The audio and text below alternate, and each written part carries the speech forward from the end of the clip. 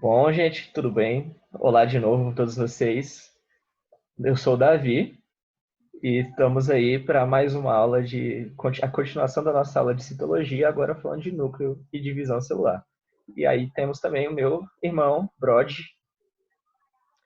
Manda ver Então, aí. bom dia, boa tarde, boa noite para você que está nos vendo. Sou o Hudson, professor aqui do Cursinho de Expressão, junto com o meu BFF Davi. E a gente vai para essa aula agora de núcleo, né, material genético e divisão celular. Então, a gente já fez 2 vídeos sobre citologia, tá? Então, a gente fez um sobre membrana plasmática, um sobre citoplasma e as organelas, e esse é o nosso terceiro vídeo sobre citologia, agora com foco na divisão celular, beleza? Então, se você não viu nenhum dos outros 2 vídeos, se quiser parar agora e ver os outros, tá? Então, eu vou deixar o títulozinho aqui em algum lugar na tela, vai aparecer, beleza? Pode ir, Davi. Tá vendo esse homem, gente? É muito blogueirinho. Olha só, eu preciso aprender. Um dia eu vou conseguir. Mas então, pessoas, seguindo aqui, essa cromatina, né, que é o material genético, quando eu falo que ele tá, alguma parte dele está mais enrolada, outras partes estão menos enroladas, a gente, quando está falando isso, a gente está falando sobre os cromossomos, certo? O que é um cromossomo? E esse termo vocês têm que entender ele muito bem, porque quando a gente for falar de genética, ele vai pegar muito pesado nesse termo, ele vai falar de todas as suas nuances, beleza? Então, o cromossomo, ele nada mais é do que uma fita, isso é muito importante vocês entenderem, é uma fita de DNA super enrolada. Beleza? Essa fita de DNA, ela tá muito, muito, muito, muito enrolada. Quando eu olho nessa imagem aqui de cima, ela seria o zoom das coisas, né? Então eu tenho a célula, o núcleozinho lá dentro. Aí se eu der um zoom, tá aqui o núcleo, o retículo endoplasmático em volta dele. Aí eu dou um zoom lá no nucleoplasma do núcleo. Aí eu vou ver um cromossomo, esse xizinho aqui. Se eu der um zoom nesse cromossomo, eu vou ver que é só um DNA super enrolado. Beleza? Então, numa célula humana, isso é importante frisar, numa célula humana, a gente tem 46 cromossomos, beleza? Isso quer dizer que a gente tem 46 fitas de DNA. Deixa eu só vocês verem melhor minha mão, que eu estou fazendo gestos e minhas mãos não aparecem. Então, a gente tem 46 fitas de DNA. Isso a gente vai pegar sempre, são sempre impares, porque eu tenho metade do meu DNA veio da minha mãe e metade do meu DNA veio do meu pai. Então, eu tenho 23 cromossomos. Eu não consigo fazer, né, com a mão. 23 cromossomos que veio do meu pai. 23 cromossomos que veio da minha mãe. Quando eles se juntam, fazem fusão, eu tenho meus 46 cromossomos. Beleza? A conta é bem simples. Desses 23 cromossomos, que é importantíssimo que vocês entendam, porque questões de genética no vestibular, eles vão muito focar nessa questão de números também. Desses 23 cromossomos, um par, se é um par, quer dizer que são dois cromossomos, beleza? Um par a gente chama de cromossomo sexual, que é aquele cromossomo X, cromossomo Y, no caso de pessoas biologicamente homens, e o cromossomo X e X, no caso de pessoas biologicamente mulheres, certo? Esse parzinho, que ele é diferente, ele vai ser o que tem essa imagem aí, eu tenho 23, eu tenho 46 cromossomos no total, 23 de cada formando pares, beleza? O último par é o cromossomo sexual, que pode ser X ou Y. Todos os outros, isso é muito importante que vocês entendam, todos os outros pares a gente chama de cromossomo autossômico.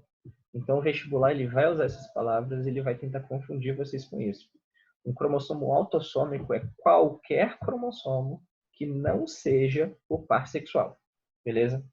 Então, aqui nesses parezinhos pode ser o cromossomo 3, pode ser um cromossomo 10, pode ser um cromossomo 21. Eles são todos cromossomos autossômicos. Mas esse par, que é o par sexual, a gente chama de cromossomo sexual. Beleza? E quando eu falo de pares, tem um outro termo que pode cair muito, é que se eles são cópias, por exemplo, estou falando aqui do cromossomo 3. Não são duas fitas de DNA, uma veio da minha mãe e uma veio do meu pai, formando parezinhos, eles têm mais ou menos a base deles é a mesma, certo? Quando eu falo desses dois cromossomos que formam pares, o nome disso é homólogo. Então, quando eu falo de um cromossomo homólogo, quer dizer que é o parzinho. Se eu falar, o cromossomo tal é homólogo de outro cromossomo, quer dizer que eles formam par, que são os dois cromossomos 3, um veio da mãe e um do pai, ou os dois cromossomos 15, ou os dois cromossomos 17, certo? Mas, por exemplo, se eu falar, tipo, o cromossomo 2 e o cromossomo 10 são cromossomos não homólogos, certo? E também não tem um termo específico para o não. Os que formam par são os cromossomos homólogos, os outros são não homólogos. Ok? Tranquilo? Lembrando, qualquer dúvida, perguntem no grupo. Inclusive, esqueci de comentar, mas vocês pediram, a gente vai fazer monitoria, live no Instagram e essas coisas para fazer monitoria para vocês, para ter mais interação. E a ideia é que vocês perguntem nos comentários do YouTube, a gente vai ler todas essas perguntas. No Instagram, vocês podem fazer comentário na rede do jovem, em qualquer outro vídeo, e no Classroom. Todas as perguntas que vocês fizerem, a gente vai acumular elas, anotar e responder na live com mais interação para vocês, beleza?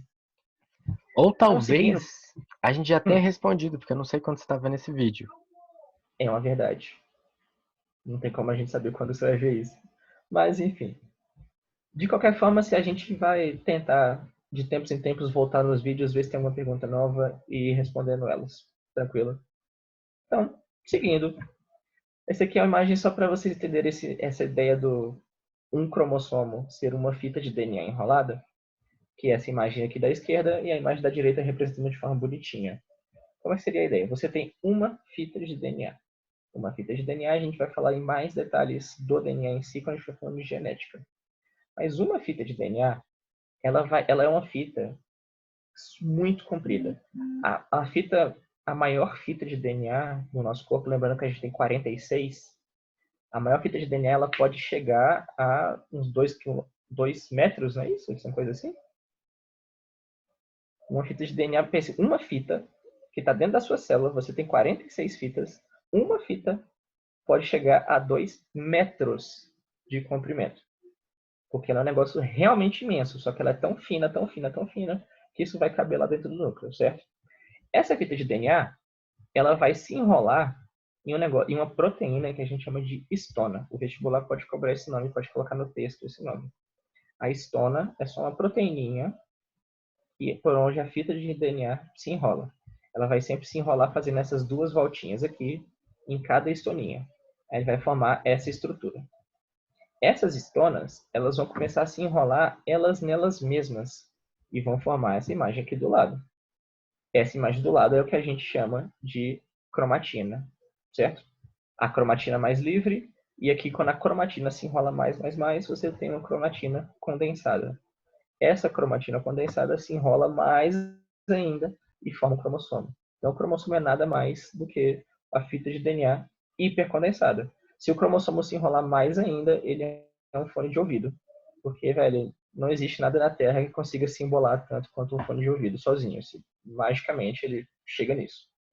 Beleza? Então, o nosso DNA, né, apesar da gente estudar ele nessa forminha aqui de dupla hélice, o que ele fica, na verdade, dentro das células é nessa forma aqui de cromossomo.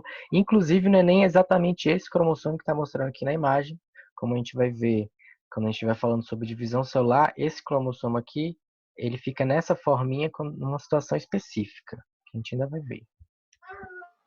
Ele só vai chegar nesse formato em um momento específico da divisão celular. Por isso, quando a gente estava falando do núcleo, vou até voltar aqui, quando a gente falou que a cromatina é o conjunto do material genético, é porque dentro do núcleo, numa situação normal da célula, ela está nesse formato aqui, ou nessa cromatina menos condensada, ou nessa cromatina mais condensada, que é aquela parte da parte mais clara ou a parte mais escura delas, certo?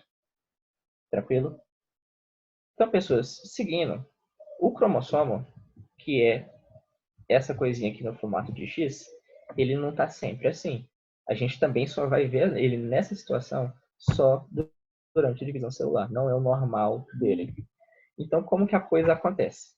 O cromossomo, isso é muito importante de verdade que vocês entendam, porque isso gera muita confusão. O cromossomo, essa coisa que a gente fala, ele pode ser um cromossomo duplo, que é esse formatinho de X. Nossa, não sei fazer um X. É um formatinho de X. esse cromossomo ele pode ser um cromossomo duplo ou ele pode ser um cromossomo simples. Isso aqui, olha só, nessa imagem aqui de baixo, isso é um cromossomo. Um cromossomo simples. Ele só tem uma perninha. Mas isso aqui é um cromossomo duplicado. Ele ainda é um cromossomo, mas ele é um cromossomo duplicado. Isso é muito importante na hora que vai ter algumas... Já tem questão no vestibular que ele cobra contas matemáticas de quantidade de cromossomo em cada momento da divisão celular. É importante que, enquanto ele tiver assim, nesse formato de X, tá os dois grudados um no outro, ainda é um cromossomo só. Beleza? É só um cromossomo duplicado. Beleza? O cromossomo, e aí isso aqui é menos importante, mas porque talvez caia no texto, o cromossomo em si, essa perninha dele pode se dividir em 3 partes. Você tem o braço do cromossomo, que é essa parte central mesmo, é basicamente a perna. Você tem a parte central dele, que é o centrômero. O centrômero é importante na divisão celular porque é onde o cromossomo vai ser... Vão ter algumas proteínas que vão grudar nele para mover ele pelo núcleo, beleza? E a pontinha da pontinha da pontinha do cromossomo se chama telômero.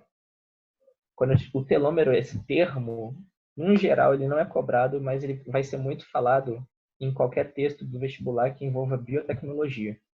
Então, mudança genética, câncer, biotecnologia, essas coisas, eles podem mencionar o telômero. Depois, quando a gente estiver falando de genética, a gente vai entrar em mais detalhe qual é a função do telômero, o que ele faz. Tranquilo? Então, pessoas, isso aqui só para terminar essa aula, porque a gente está tentando fazer um esforço de fazer esses vídeos curtos de verdade, a gente nunca consegue. Terminando a coisa, esses cromossomos, eles têm pequenas diferenças na quantidade de cromossomos que você vai ver dentro do seu corpo, dependendo do tipo de célula. Uma célula genérica do seu corpo, por exemplo, nessa imagem de cima aí, uma célula do seu coração, uma célula do seu fígado, uma célula do seu cérebro, célula da sua pele, do osso, de um músculo. Células genéricas, que é aquela célula comum, né? Elas têm a quantidade que a gente falou, são 46 cromossomos. Quando a gente fala de uma célula que tem essa quantidade, 46 cromossomos, que é a quantidade normal, a quantidade base, a gente escreve 2N, certo? Esse N representa o número de cromossomos e o 2 representa o número de cópias. Lembrando que a gente tem 46 cromossomos, mas que na verdade são 2 cópias de 23 cromossomos, certo? Então esse 2N representa isso. Por que a gente coloca isso e não coloca só 46? Porque a gente está falando de humanos tem 46 cromossomos. Mas, por exemplo, uma mosca, o total de cromossomos dela é 8. Então o 2N dela vai ser igual a 8. O N dela vai ser igual a 4. Uma célula, por exemplo, de um cavalo, ele tem, se não me engano, 64 cromossomos. Então, 2N dele é igual a 64, N é igual a 32. Então, percebam que essa parte também pode cair em algumas questões de matemática sobre isso. Beleza? Diga lá, Udis. E também é justamente essa diferença no número de cromossomo entre espécies diferentes que é uma das barreiras que impede com que espécies consigam se reproduzir. Então, por exemplo, naqueles filmes de cientista doido que o cara quer pegar e misturar um homem com uma aranha, o próprio Homem-Aranha, né? Não faz sentido biológico porque o pareamento de cromossomos de uma aranha é completamente diferente do pareamento de cromossomos de humanos. A quantidade de cromossomos é diferente, é tudo diferente. De modo que não tem como essas espécies.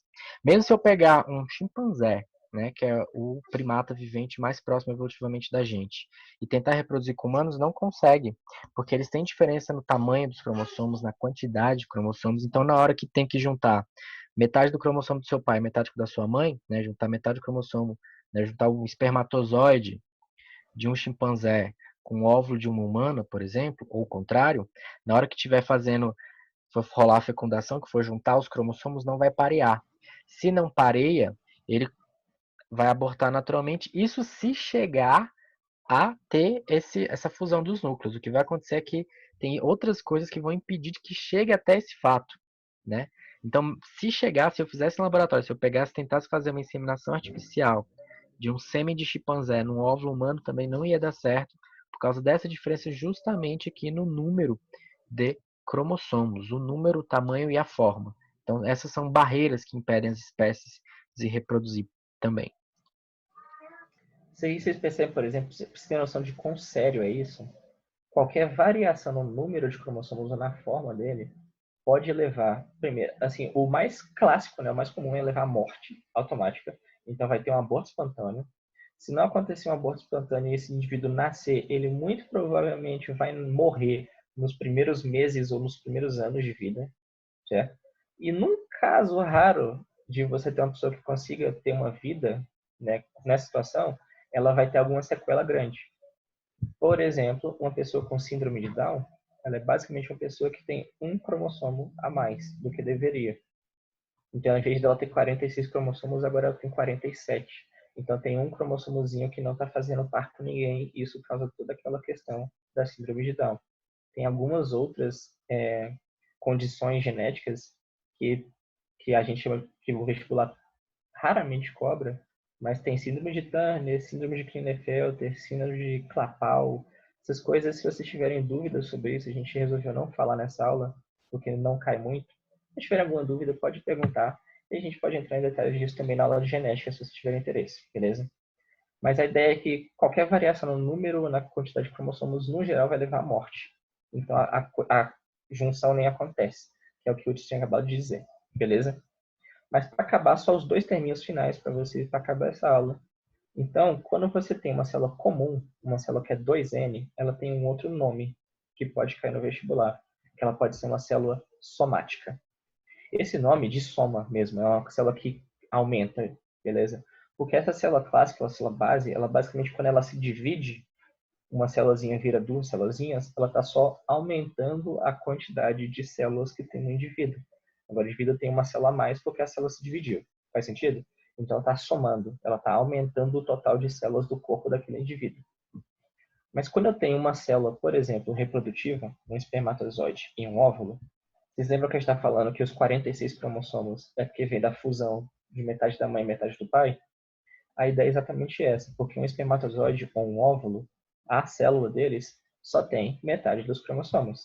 Então, eles têm 23 cromossomos quando eu estou falando de um espermatozoide humano.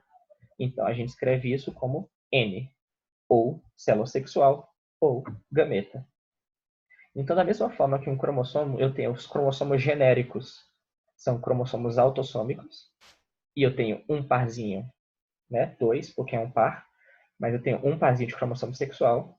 Eu também tenho as células genéricas, que a gente chama de somática, e as células diferentinhas, que são as células sexuais. Beleza? Então, pessoas, a gente fica por aqui, tentando fazer a aula realmente mais curta, certo? Daqui a pouco a gente vai...